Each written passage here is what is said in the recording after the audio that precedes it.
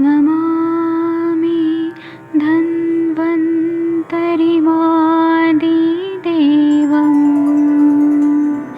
सुरासुरैर्वन्दितपादपद्मम् लोके जरामृत्युनाशम्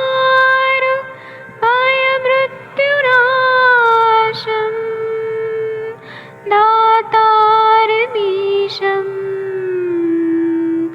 विविधौषधीनां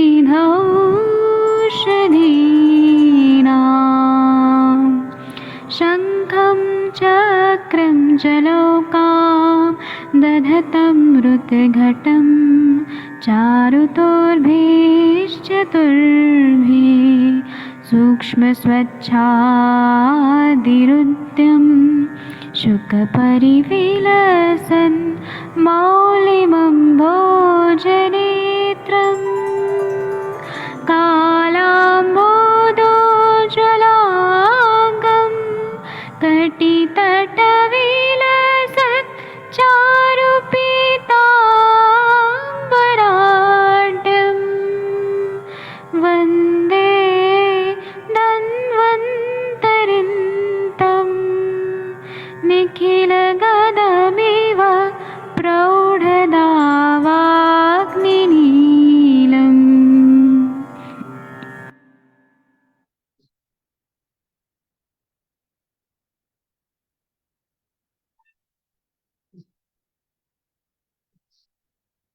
प्रणाम सभी लोगों को। मैं आदरणीय वैद्य सर से बोलूंगा कि ये द्वितीय अध्याय पढ़ दीजिए सर।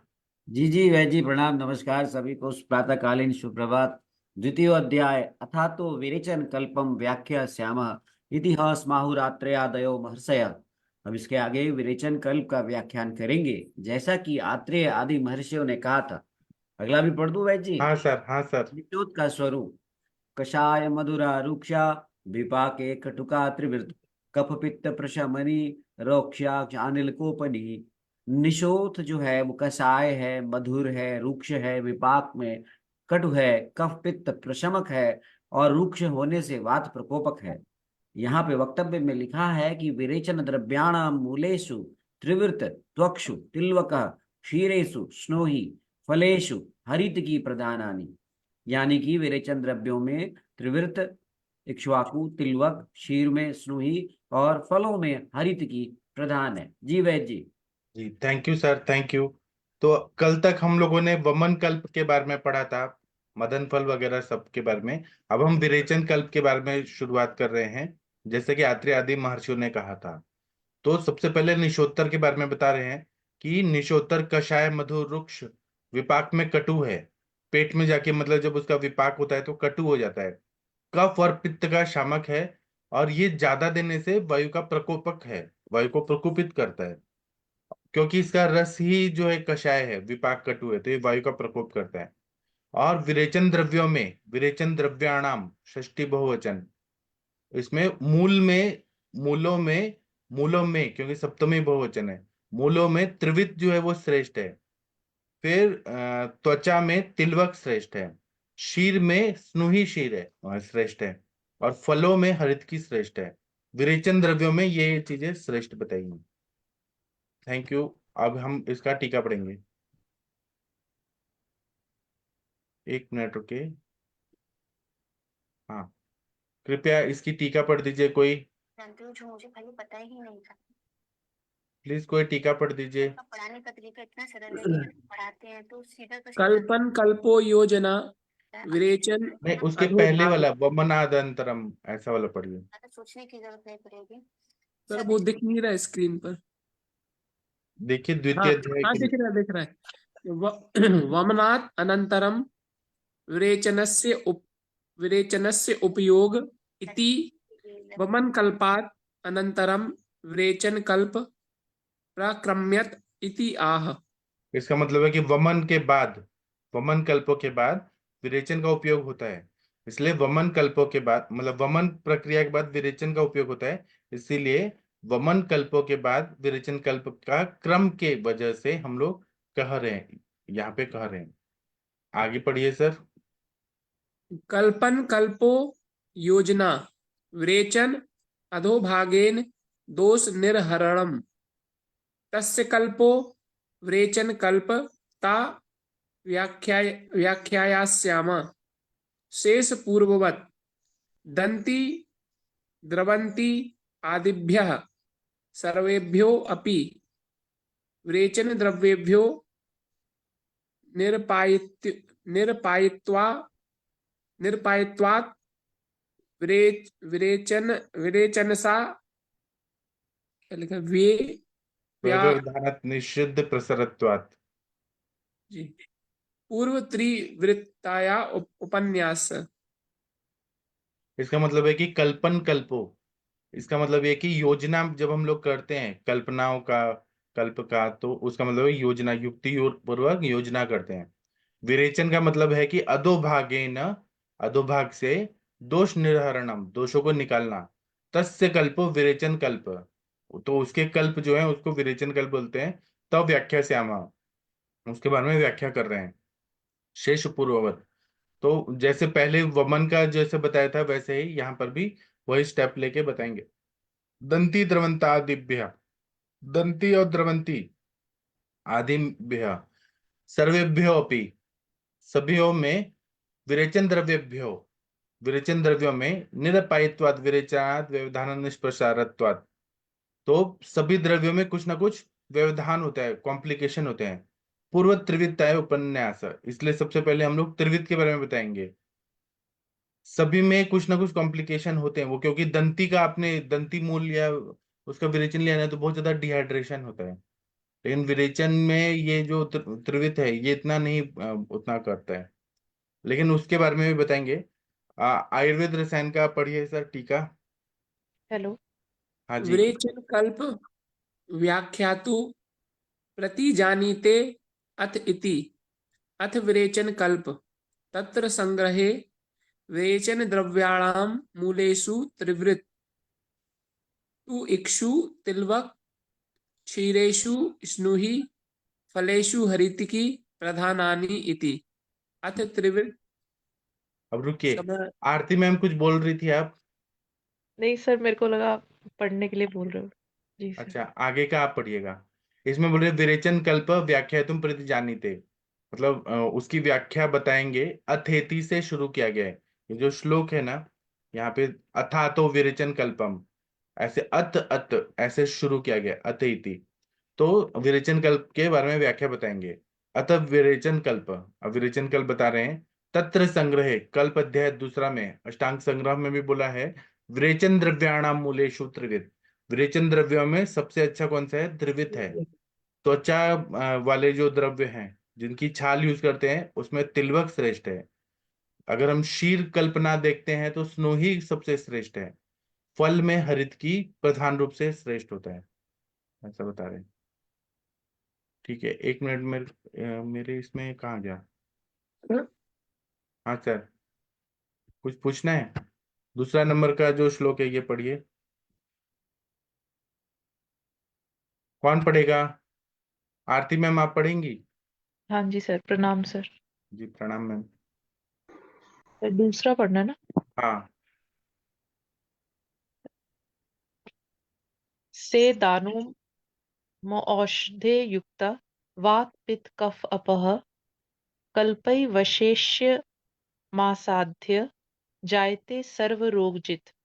यही त्रिवृत वात पित्त कफ नाशक औषधियों से मिलने पर कल्पना की विशेषता के कारण विरेचन साध्य रोगों के विषय में सब रोगों का नाशक होता है। जी, ये त्रिविध जो है ना, ये क्या होता है कि वात पित्त कफ नाशक औषधियों के साथ हम लोग प्रयोग करते हैं।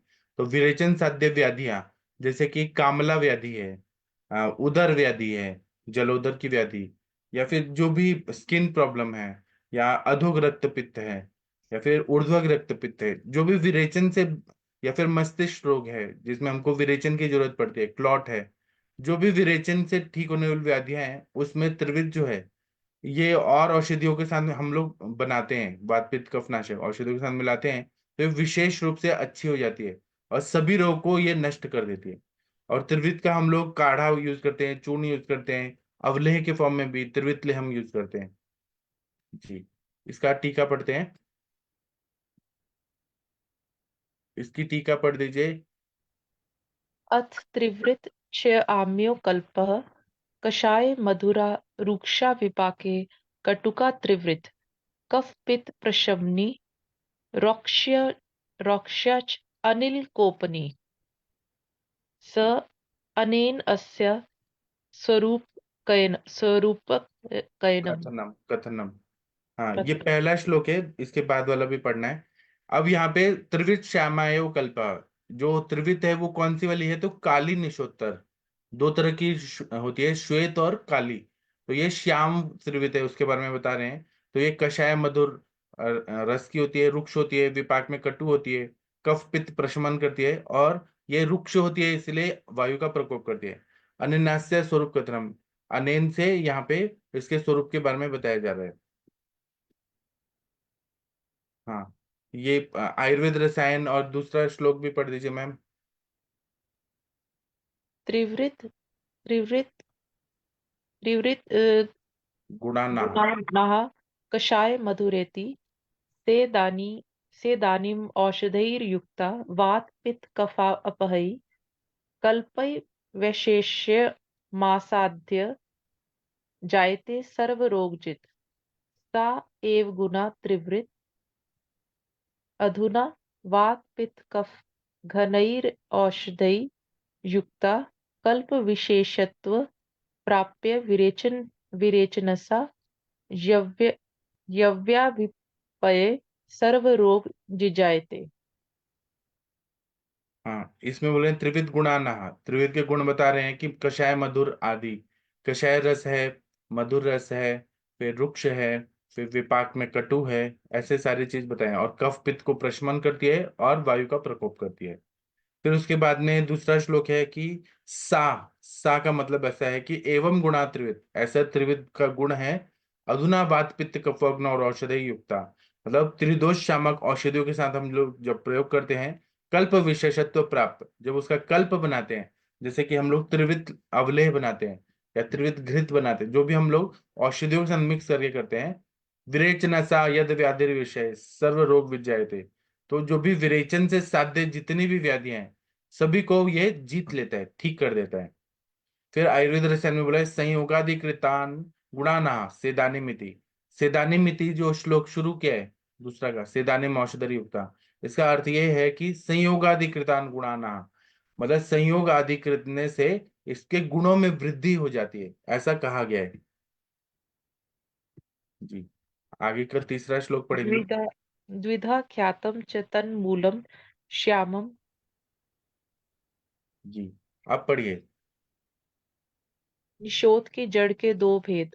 द्विधा स्यातम च तन्मूलम श्यामम श्यामा अरुणम त्रिवृत त्रिवृत आख्यम वर्तरम निरपायम सुखम सुस्रम तयो सुकुमारे शिशो वृद्धे मृदु कोष्ठे च तद्विदम। निषोध के मूल दो प्रकार का है, एक श्याम जिसको श्यामा कहते हैं, दूसरा अरुण जिसको त्रिवृत कहते हैं। इन दोनों में त्रिवृत अरुण मूल अति श्रेष्ठ है। सर, ये नहीं समझ में। निर्विघ्न, हाँ, निर्विघ्न। निर्विघ्न है, सुखकारी है तथा कोमल प्रकृति, शिशु, वृद्ध और मृदु कोष्ठ वाले व्यक्तियों के लिए हितकारी है। जी, तो निशोत्तर जो है वो दो प्रकार का होता है, निशोत्त। तो उसको त्रिवित बोलते हैं, क्योंकि आप अगर उसका जो स्टेम है वो आप देखेंगे ना, तो उसमें तीन धारियां होती है, इसलिए उसको बोलते हैं त्रिवृत निशोत्त। तो ये एक इसके दो टाइप होते हैं, एक श्याम होता है और एक अरुण वाला, अरुण कलर का थोड़ा मतलब रेडिश टाइप होता है, और एक ब्लैकिश होता है। तो अरुण मूल जो है थोड़ा जो रेडिश टाइप है, वह बहुत श्रेष्ठ बताया गया है। मतलब वो व्हाइट और रेड इस तरह का कॉम्बिनेशन में रहता है, और ये निर्विघ्न है, सुखकारी है। आप लोग नेट में देखिएगा कि त्रिविध के दो टाइप रहते हैं, कैसे दिखते हैं। सुखकारी है, कोमल प्रकृति वाले, जो छोटे बच्चे हैं उनको भी दे सकते हैं, बड़ों को भी दे सकते हैं। मृदु कोष्ठ वाले को लिए भी वो बहुत ज्यादा हितकारी होता है। जी, इसकी अब हम टीका पढ़ेंगे। कोई और टीका पढ़ दीजिए प्लीज। द्विधा ख्यातम च तन्मूलम के टीका पढ़ दीजिए। ताम्यात् प्रवृत्तो मूल द्वे प्रकारम एक श्यामम अपरम अरुणम श्याम मूल श्यामा त्रिवृतम अरुणम इति व्याख्या द्वे संयम।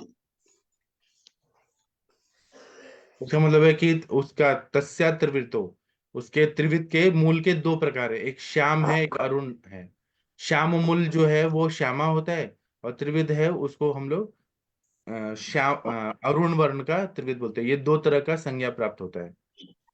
आयुर्वेद रसायन पढ़िए। भेदम द्वयम आय द्वधेति श्याम श्यामाख्यम अरुण त्रिवृताख्यम। हाँ, इसके दो टाइप है, इसलिए इन्होंने द्विधेति बोला है। श्लोक की शुरुआत में द्विधा बोला है, तो इसके दो दो टाइप रहते हैं। श्याम जो है वो ब्लैकिश टाइप रहता है, और अरुण है वो अरुण वर्ण का होता है, ऐसा आख्या उन्होंने बताया है। तीसरा नंबर का श्लोक का टीका पढ़ दीजिए सर प्लीज। तयो तयो श्याम अरुणयो यद अरुण मूल तद वर्तरम सा मध्यानात् श्याम वरम अरुण यन मूल तन निरपत्वाद सुकुमारादिषु हितम न श्याम सापत्वाद। Thank you sir. तो इसमें बोल रहे हैं कि तयो श्याम अरुणयो, मतलब द्विवचन है कि श्याम और अरुण वर्ण के दो रहते हैं, और तयो शब्द का ये अर्थ है यद अरुण मूल तद्वत्तरम, तो जो अरुण मूल जो रहता है वो ज्यादा अच्छा रहता है। सामर्थ्यम श्यामम वरम, सामर्थ्य में तो पढ़ने में क्या है, सही में है। दोनों पोटेंशियल। शिफ्ट के प्लीज म्यूट रखिए आशा गुप्ता मैम। जो सामर्थ्य मतलब अच्छा स्ट्रांग कौन सा रहता है, तो श्याम वाला रहता है। अरुण वाला जो रहता है वह अच्छा रहता है, लेकिन वो उतना स्ट्रांग नहीं होता। वो जो सुकुमार लोग हैं, जो लोग वृद्ध हैं, बच्चे हैं, मृदु कोष्ठी हैं, उनके लिए वो अच्छा है। श्याम वाला जो है वो स्ट्रांग होता है, उससे कॉम्प्लिकेशन होने के चांसेस हैं। लेकिन अरुण मूल सॉफ्ट होता है, उससे कोई तकलीफ नहीं होती है। आयुर्वेद रसायन में बोला अरुणस्य विषय त्रिविध आख्यमिति। तो जो अरुण का विषय है, अरुण वाला जो त्रिविध है, उसका व्याख्या बताया है इन्होंने। तो त्रिविध आख्यम, इससे ये अरुण के बारे में बताया है। बहुत अच्छा पढ़ा सर आपने। अब हम आगे पढ़ते हैं, श्याम त्रिविध के लक्षण, चौथा नंबर का जो श्लोक है वो पढ़ते हैं। प्लीज संथा देखिए, कोई पढ़िए। ट्यून में कोई पढ़िए, कौन पढ़ेगा? सविता पेठे मैम आप पढ़ेंगी? हाँ प्रणाम सर, पढ़ देती हूँ सर। स्क्रीन पे आया है, दिख रहा है। मूर्छा सम्मोह हृत्कंठ कषण क्षणन प्रदम मूर्छा सम्मोह उत्कंटक क्षणन प्रदम श्यामं तीक्ष्णाशुकारित्वात् अतस्तदपि शस्यते। श्यामं तीक्ष्णाक्षुकारित्वां तदपि शस्यते। क्रूरे कोष्ठे बहु दोषे क्लेश क्षमिणी चातुरे। क्रूरे कोष्ठे बहु दोषे चातुरे। श्यामा त्रिवृत तीक्ष्ण और आशुकारी होने से मूर्छा, सम्मोह, हृदय का खींचना, गले का रुकना, गुदा में पीड़ा करती है। तीक्ष्ण और आशुकारी होने पर भी यह क्रूर कोष्ठ में, बहुत दोषों वालों में और क्लेश को सहन करने वाले रोगी के लिए उत्तम है। हाँ, जो श्यामा त्रिवृत है ज्यादातर हम लोग जिसका प्रयोग करते हैं, ये तीक्ष्ण है बहुत ज्यादा, और इसका इफेक्ट जो होता है वो आशुकारी होता है, इमीडिएट होता है। तो कौन कौन सी बीमारियों में काम करता है? तो मूर्छा अगर है, सम्मोह है, और नहीं, ये लेने से अगर बहुत ज्यादा मात्रा में लिया तो मूर्छा कर देगा, सम्मोह कर देगा, अनकॉन्शियस कर देगा, हृदय का खींचना, गले का रुकना, गुदा में पीड़ा करता है अगर ज्यादा ले लिया तो। इसीलिए इसको ध्यान से देना चाहिए। और यह किसको देना है? तो तीक्ष्ण उष्ण आशुकारी होने से क्रूर कोष्ठी को देना है, जिसमें बहुत सारे दोष हैं, और जो क्लेश को सहन कर सकते हैं उन्हीं को देना चाहिए। नहीं तो ये डिहाइड्रेट कर देता है, बहुत ज्यादा तकलीफ कर सकता है। अरुण वाला जो है वो सॉफ्ट है, लेकिन ये श्यामा वाला बहुत पावरफुल रहता है जी। थोड़ी देर पहले इसकी टीका पढ़ते हैं, फोर्थ और फिफ्थ नंबर का। हाँ प्लीज पढ़िए टीका। कौन पढ़ेगा? प्लीज 4 और 5 नंबर की टीका पढ़ दीजिए।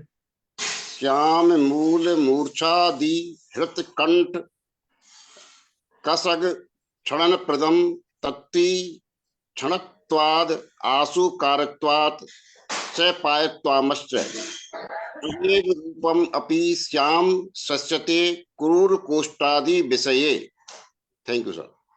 तो इसमें बोले श्याममूल जो है वो मूर्छा कर सकता है, फिर हृदकंठ कर सकता है, और गले में तकलीफ कर सकता है, और वो बहुत तीक्ष्ण होता है, आशुकारी होता है, और उससे कॉम्प्लिकेशन भी हो सकते हैं। सायपयत्वमस्य मतलब उससे कॉम्प्लिकेशन भी हो सकते हैं। तदेव रूपम अपि श्यामस्यते, तब भी उसका जो श्याम है, वो त्रिवित है, वो सबसे श्रेष्ठ है, क्योंकि वो क्रूर कोष्ठ आदि के लिए, जिसमें बहुत सारे दोष हैं, जो क्लेश को सहन कर सकते हैं, ऐसे रोगी के लिए हमें चाहिए। क्योंकि बहुत सारे लोग कॉन्स्टिपेशन वाले आते हैं, बहुत ज्यादा तकलीफ रहता है, उनके लिए हमें स्ट्रांग ही दवाई चाहिए।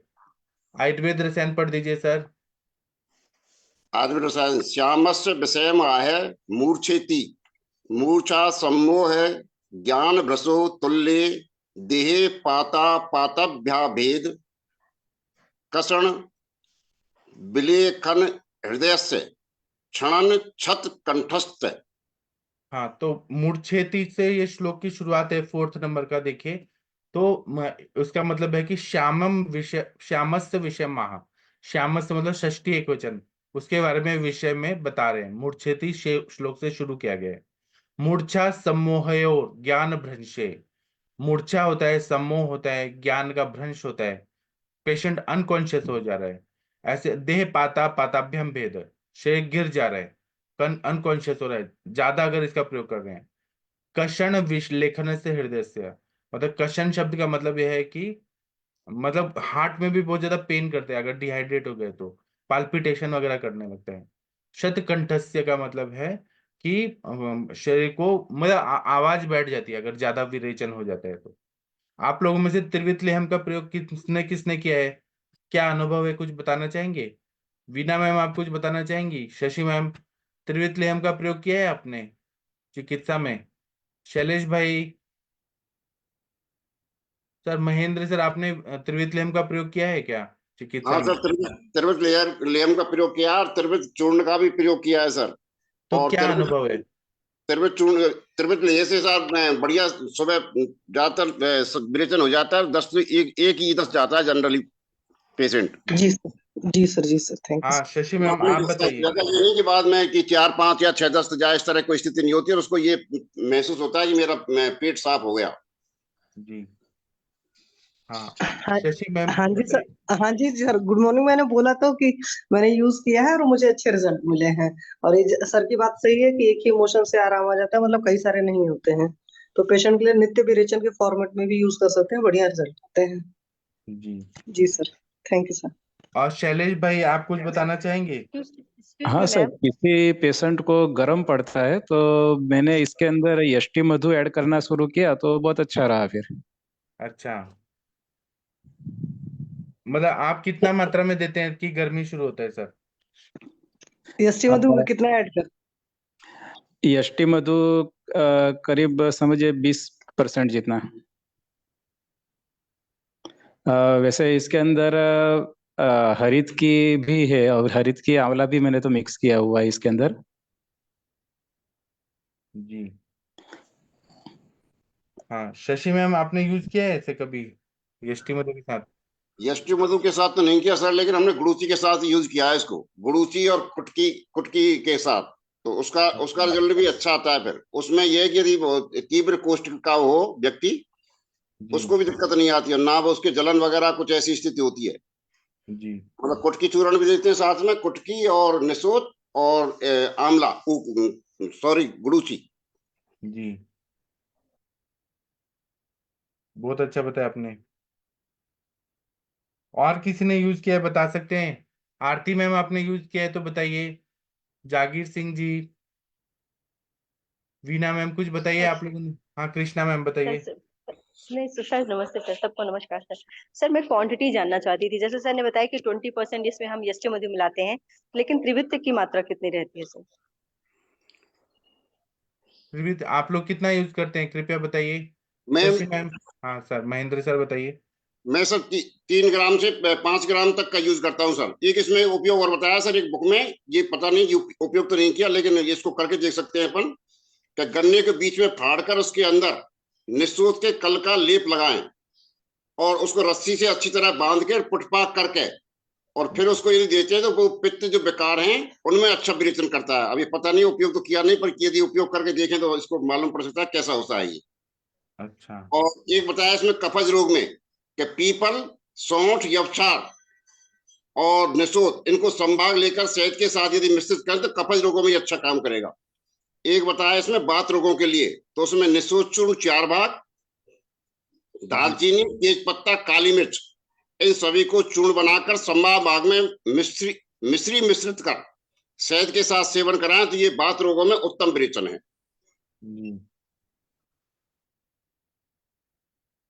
बहुत बढ़िया।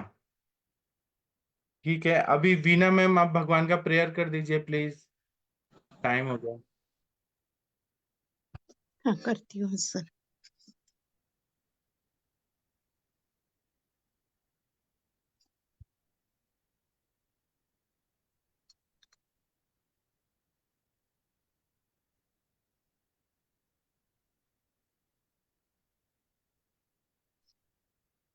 विदेशेषु मान्य स्वदेशेषु धन्य सदाचारवृत्तेषु मत्तो न चान्य मनच्चेन लग्नं गुरुः आधिपद्मे क्षमामण्डले भूपलवृद्धो सदा सेवितं यस्य पादारविन्दं मनच्चेन लग्नं गुरोः आधिपद्मे ततः किं ततः किं ततः किं ततः किं।